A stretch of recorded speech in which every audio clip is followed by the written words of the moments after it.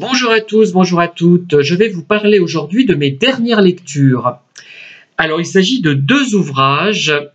L'un de Peter James, Prophétie. Donc, c'est un roman de gare publié aux éditions J'ai lu, un roman fantastique. Et l'autre, enfin les deux autres, parce qu'il y en a deux, j'aurais dû dire trois, ce sont des ouvrages de Madame de Lafayette.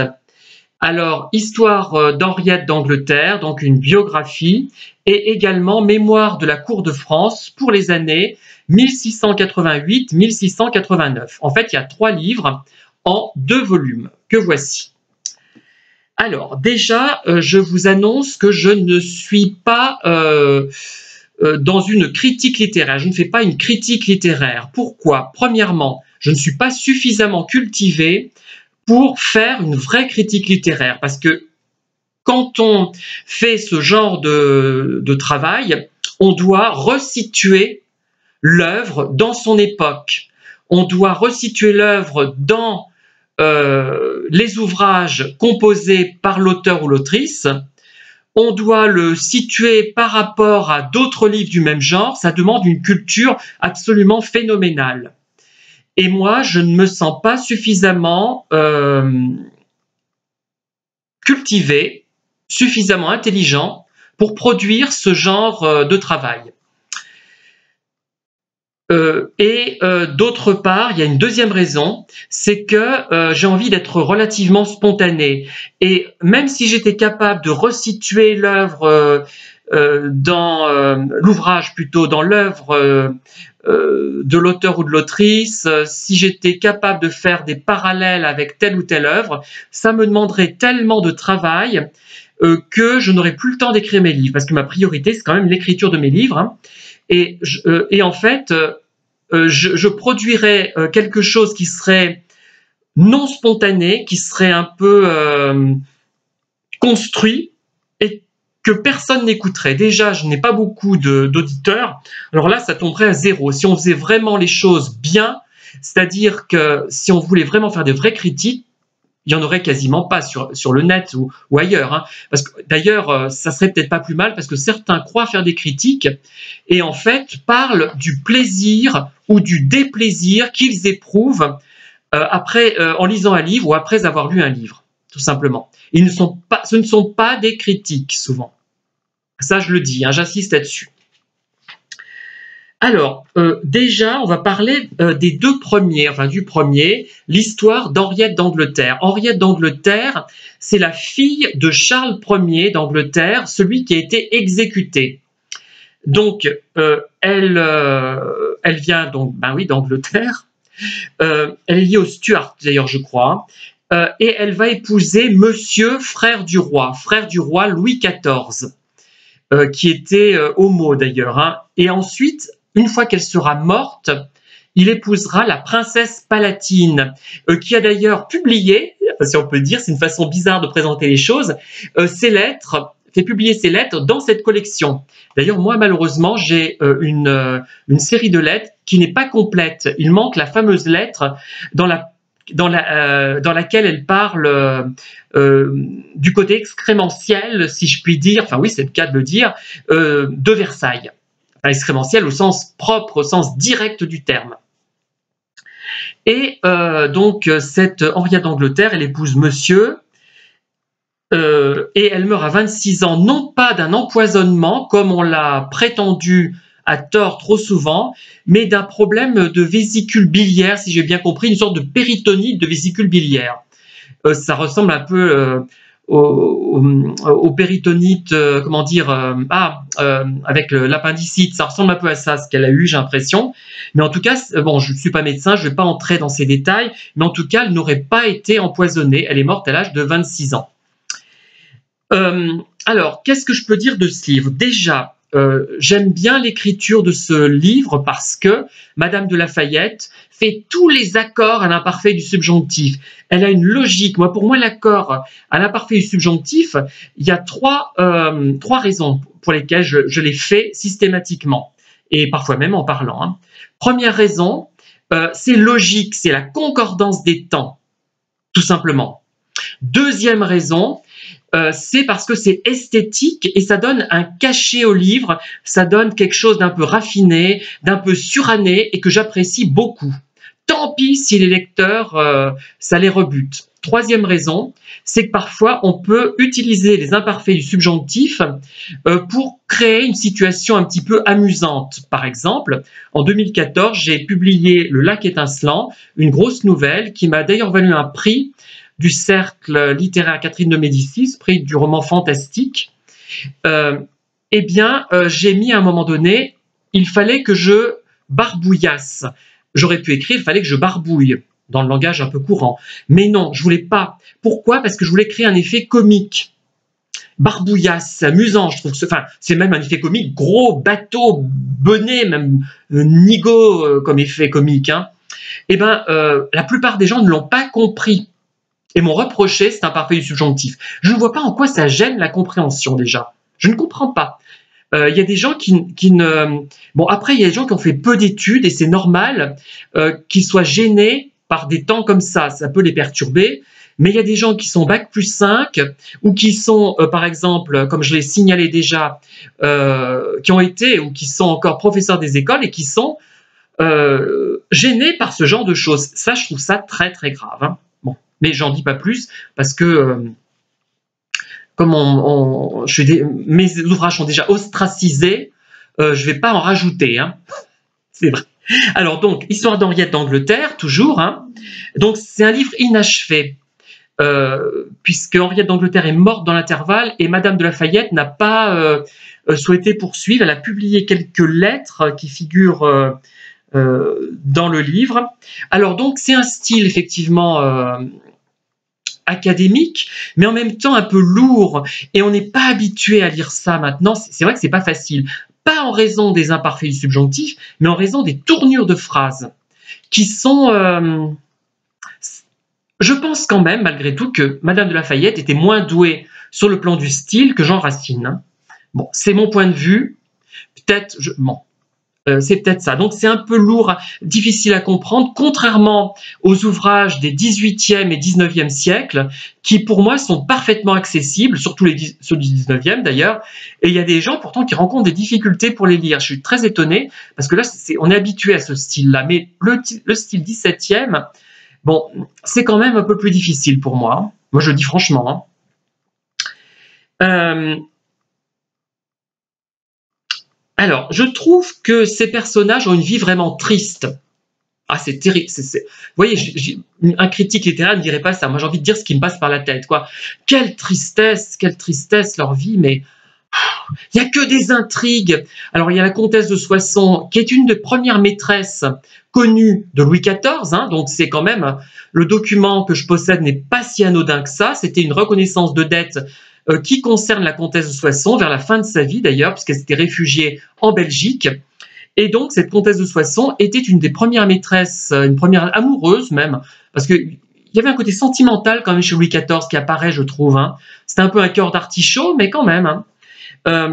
Et donc, voilà, donc il y a l'intrigue, la comtesse de Soissons qui veut contrecarrer une rivale, je sais pas, je crois que c'est Mademoiselle de Lavallière, la future duchesse de Lavallière, mais c'est pas elle, enfin au début c'est pas elle qui est visée, c'est-à-dire elle dirige Louis XIV vers Mademoiselle de Lavallière, mais pour évincer une autre rivale, mais manque de bol, Louis XIV s'amourage de Mademoiselle de Lavallière, voilà, ah, c'est pas bien, hein. C'est compliqué, donc il y a plein d'intrigues comme ça, ils doivent s'ennuyer ces gens, ça devait être terrible. Alors, il y a une chose qui m'a frappé aussi. Alors là, ça montre que je manque vraiment de culture sur l'époque Louis XIV. Hein, je suis un peu, comment dire, béotien à ce niveau-là. C'est que Henriette d'Angleterre, elle se baigne souvent dans les rivières. Bon, se baigner, ce n'est pas se laver. J'en ai conscience, hein. Mais quand même, il y avait un rapport à l'eau qui existait. Alors qu'on voit toujours les gens sous Louis XIV très sales, par contre très propres sur le plan de vestimentaire. Moi, j'ai l'impression qu'ils ne se lavaient pas, mais ils donnent l'impression de changer beaucoup de vêtements. Donc, je vais quand même plus me documenter sur le siècle de Louis XIV en lisant le Louis XIV de Bluch. Il est célèbre, c'est un pavé, mais je pense que je serai plus avancé après l'avoir lu, notamment à ce sujet-là. Alors, j'ai envie de dire aussi que je suis indulgent vis-à-vis des femmes qui intriguent dans ce livre, ça apparaît dans ce livre hein, notamment. Pourquoi? Parce que à l'époque, les femmes n'avaient pas le choix. Pour exister, elles étaient obligées finalement d'intriguer. Elles pouvaient écrire quand même, comme Madame de Lafayette, comme Mademoiselle de Scudéry, par exemple. Hein, je connais que ces deux. Hein, et elles pouvaient quand même tenir des salons littéraires. Déjà, ça commençait avec Madame de Rambouillet. Voilà.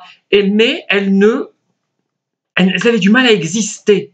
Et donc, c'est pour elles une manière d'exister, ce qui, je ne dis pas que ça excuse toutes les turpitudes qu'on peut reprocher, notamment à la comtesse de Soissons, qui est devenue d'ailleurs surintendante de la maison de la reine, pas Anne d'Autriche, mais la princesse espagnole que Louis XIV a épousée. Voilà. Ah oui, donc Henriette d'Angleterre, c'est l'épouse de Monsieur, frère du roi, qui était homo, évidemment. Et c'est celle qui a précédé la fameuse princesse palatine, qui a publié aussi au Mercure de France, comme elle, Le Temps retrouvé, Mercure de France, hein, parce que j'ai oublié de vous le préciser, avec des lettres assez intéressantes, assez amusantes. Mais moi, j'ai une version incomplète où il n'y a pas la fameuse lettre excrémentielle dans laquelle elle évoque les problèmes pour aller aux toilettes quand on est à Versailles. Donc, il y avait du caca partout, tout le monde faisait caca partout d'après elle, hein, d'après cette lettre. Mais c'est assez amusant quand même. Hein. J'ai envie de dire aussi donc, que l'écriture du XVIIe, à part Racine, à part Molière, à part Corneille, qui sont faciles à lire quand même, hein, à mon avis, je trouve qu'elle est difficile. Moi, j'ai du mal quand même avec Madame de Lafayette. Hein. Par contre, j'avais un peu plus de facilité avec Mademoiselle de Scudéry. Alors, Mademoiselle de Scudéry, le problème, j'en ai lu une version abrégée d'Artamène ou de Grand Cyrus. Hein. Elle faisait que 700 pages au lieu de 12 volumes, au lieu de 12 000 pages, je ne sais pas combien, mais enfin, une quantité invraisemblable. Eh bien, ça m'avait profondément ennuyé, à part la partie sur Sappho, avec Sappho, je crois. Ça m'avait vraiment ennuyé, mais le style était peut-être plus simple, plus accessible à quelqu'un du 21e siècle comme moi. Voilà. Donc, ces pauvres femmes, donc c'est mon côté féministe qui ressort. Hein. Pourquoi je suis féministe? Parce que je plaide ma cause en étant féministe.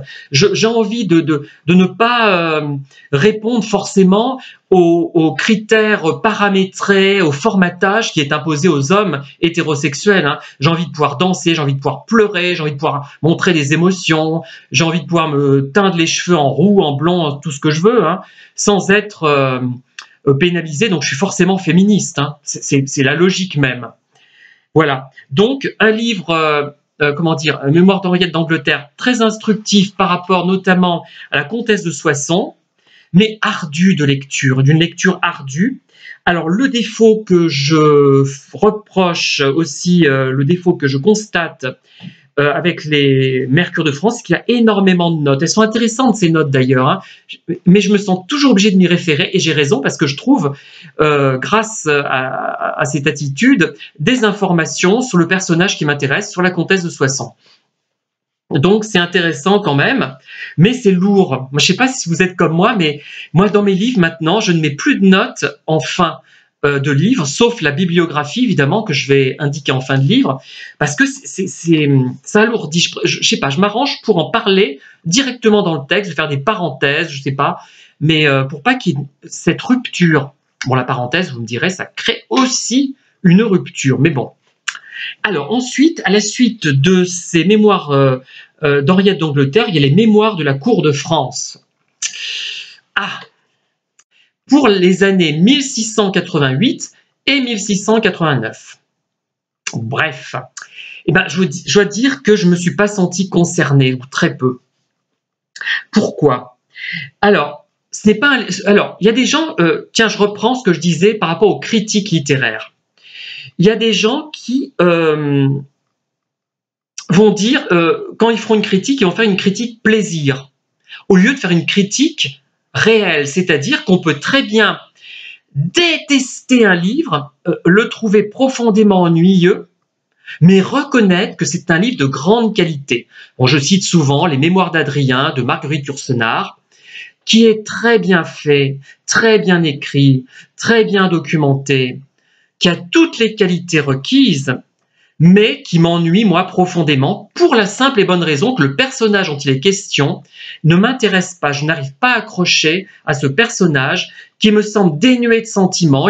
On prétend qu'il aime Antinoüs, le jeune, là, mais je vois pas l'amour, et je pense pas que ça soit dû à Marguerite Yourcenar. Je pense que c'est un personnage qui ne montre pas ses sentiments pour des raisons X ou Y, peu importe, et moi, ça me convient pas. Et puis, en plus, c'est des personnages qui manquent d'humanité selon nos critères du 21e siècle, donc j'ai du mal à accrocher à des gens qui font exécuter tout le monde, quoi. C'est pas mon truc, moi, hein. Les exécutions capitales, non, c'est pas mon truc du tout, hein. Voilà, donc, vous voyez la critique? Je mettrais 4-5 étoiles pour la qualité du livre, mais 1 étoile pour le plaisir que j'ai ressenti à la lecture de ce livre. Et là, pareil, pour la deuxième partie de ce livre, je trouve que moi, je me sens pas concernée. Alors, s'il y a des personnes qui s'intéressent à 2 choses, aux batailles qui ont eu lieu en 1688 et au nom des nobles et des gens importants de l'année 1688, pas de problème, c'est un livre pour vous. Mais ce n'est pas un livre pour moi, parce que déjà, je n'y trouve rien quasiment en 1688 sur la comtesse de Soissons. Et d'autre part, je ne m'intéresse pas vraiment aux batailles. Moi, je sais que c'est une partie de l'histoire, mais je sais pas, ça m'a jamais intéressé. J'ai jamais compris pourquoi il y avait des batailles. Même, je suis neuneux à ce niveau-là, je sais, hein. Parce qu'il y aura autant de morts, il y aura des morts dans les 2 camps, finalement, c'est horrible. Et à ce propos, d'ailleurs, quelque chose qui me choque profondément, c'est vraiment à l'époque, j'adhère pas à cette époque, au XVIIe siècle. Ils n'hésitent pas à piller et à détruire.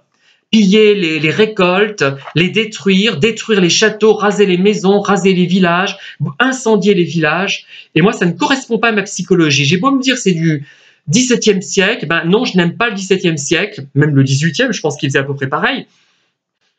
Je m'y intéresse, mais je ne l'aime pas. C'est pas pareil, hein. Vous voyez ce que je veux dire? Donc j'ai du mal.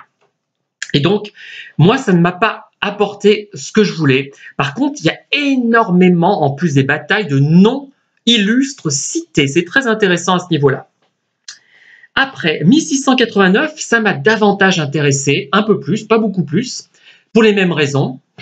Ce qui est plus intéressant, c'est que l'on parle du fils, un peu de la comtesse de Soissons, par le biais d'une de ses descendantes, une comtesse de Soissons de la Cropte. D'ailleurs, je voulais faire un autre livre avec la marquise douairière de Chanteyrac, qui est liée à cette famille de la Cropte. Enfin, c'est lié, Cropte de Chanteyrac, enfin, c'est un rapport. D'ailleurs, c'était pas une vraie marquise douairière, mais pas une vraie marquise, c'était un titre de courtoisie, hein, je le précise, hein, il n'y a pas de lettre patente, ni de noblesse immémoriale, hein. Il parle aussi d'un fils, d'un des fils de la comtesse de Soissons. Donc ça m'a un peu plus intéressé. Et il parle un peu de la vie à la cour. Et là, ça devient prodigieusement intéressant. Malheureusement, c'est très court. Voilà. Donc, voilà ce que je peux vous dire sur ces 2 volumes en gros, hein. Il y aurait plein d'autres choses à dire. Mais je vais passer au second que j'ai lu, de Peter James. Enfin, 3e, parce que là, il y en a 2 finalement. Prophétie. Alors c'est du roman de gare, comme tous les livres publiés chez J'ai lu, hein, alors que le livre de poche c'est un peu plus relevé, quoique le livre de poche j'ai vu, comment elle s'appelle cet auteur là de roman feel good, roman de gare, ultra gare, Melissa d'Acosta, voilà, j'y suis. Et donc c'est du fantastique, c'est-à-dire que c'est une jeune femme qui est archéologue, d'ailleurs, c'est intéressant les passages archéologiques, il y a des choses intéressantes, je trouve, qui ne sont peut-être pas assez approfondies, qui rencontre un monsieur d'une 40aine d'années, elle a 25 ans, un petit côté sexiste là-dessous, hein. Ouais, enfin, il a entre 35 et 40 ans, mais il a plutôt 40 ans, finalement, hein. Vous voyez, ça fait vraiment l'ancienne façon de concevoir les choses, c'est-à-dire que une femme de 25 ans peut aller avec un homme de 40. Ben, ça choque de nos jours. Moi, ça me choque. Après, chacun fait ce qu'il veut, hein, mais là, on a vraiment l'impression d'être dans une relation de domination, une relation propre à la société patriarcale. C'est ça qui me gêne. Après, si on n'était pas dans ce contexte-là, de société patriarcale, ça ne me gênerait pas du tout. Hein. Vous voyez ce que je veux dire, hein. Et donc, il y a une série de coïncidences absolument fabuleuses. C'est incroyable. C'est marrant même. Et ça, je trouvais fabuleux. Fabuleusement réussi par rapport à ces coïncidences. Ça, c'est génial. C'est vraiment, et je pèse mes mots, génial. Hein. Bon, c'est très agréable à lire, c'est très divertissant, même si la fin est décevante, à mon avis, ça tourne un peu court. Alors, malgré tout, ça reste du livre de gare, parce que une fois qu'on l'a terminé, on a le sentiment quand même hein, d'avoir la tête un peu vide. Bon, évidemment, on n'a pas la tête aussi vide qu'après avoir lu un livre écrit, si on peut dire, entre guillemets, par l'autrice, entre guillemets, Agnès Martin-Lugan, c'est sûr. Hein. On n'a pas ce sentiment de vide absolu, même de sottise, je sais pas, de négation de la vie, de la littérature, du style, de tout. Mais on a la tête un peu vide, on se sent un peu bébête. On se dit, bon, j'ai pris du plaisir à lire ce livre, mais bof, j'en tire pas grand-chose. Hein. J'ai noté 2 pages quand même. Qu'est-ce que c'est? Ils font allusion à des fausses sciences comme la numérologie. Bon, il y a plein de coïncidences. Ah oui, il y a une chose qui m'a gêné aussi, c'est en plus du côté sexiste, c'est le côté judéo-chrétien, c'est-à-dire que il y a toujours une référence au diable, à Dieu. Moi, ça me dérange tout ça. On n'a pas besoin de ça pour le fantastique. Hein. Mais bon, pourquoi pas? Il peut le faire une fois de temps en temps. Et page 73, j'ai noté quelque chose. Qu'est-ce que c'est? Ah, une phrase amusante. Pierre-Simon de Laplace, le grand mathématicien français, soutenait que le hasard n'était que l'un des noms pratiques dont on affublait l'ignorance humaine. Pas mal. Et c'est vrai qu'il y a une série de hasards, mais malgré tout, ça tourne court et à la fin, on ressent une frustration. Cela dit, il faudrait peut-être que j'en lise un autre de cet auteur. Hein. La couverture ne correspond pas d'ailleurs au contenu. Alors, c'est une histoire donc de marquis, comment dire, une jeune femme qui rencontre de façon fortuite un marquis et son petit garçon, un marquis anglais. Au départ, dans le prologue, on se rend compte qu'un des marquis, je ne sais plus lequel d'ailleurs, il y a fort longtemps, était un monstre pédophile, mais un pédophile vraiment, en plus, assassin. Voilà, affreux, c'est abject, abominable. Et il y a d'ailleurs une chose à signaler dans ce livre qui est déconseillé aux âmes sensibles. Il y a des scènes vraiment atroces, de têtes coupées, qu'est-ce qu'il y a d'autre, de doigts coupés, enfin d'accidents divers. Et là, c'est pas si facile à encaisser, je trouve. Hein. Moi, j'ai un peu de mal avec ça. Mais c'est un auteur qui vous divertira, même s'il y a des références à des fausses sciences ou à des vraies sciences, d'ailleurs à la psychologie, il y a un côté judéo-chrétien malheureusement, machiste, qui ne prend pas le lecteur pour un imbécile, je trouve. Enfin, voilà, je me sens pas humilié après avoir lu ce livre, comme je peux ressentir de l'humiliation après avoir lu un livre d'Agnès Martin-Lugan, voire certains Guillaume Musso, je pense aussi. Hein. On se sent un peu pris pour des imbéciles. Mais c'est peut-être pas le cas. Hein. Bon, voilà. Voilà ce que je voulais vous dire sur les 3 livres en 2 volumes que j'ai lus dernièrement. Et j'ai été un peu bavard, long, mais j'ai l'impression d'avoir effleuré les sujets malgré tout. Vous voyez?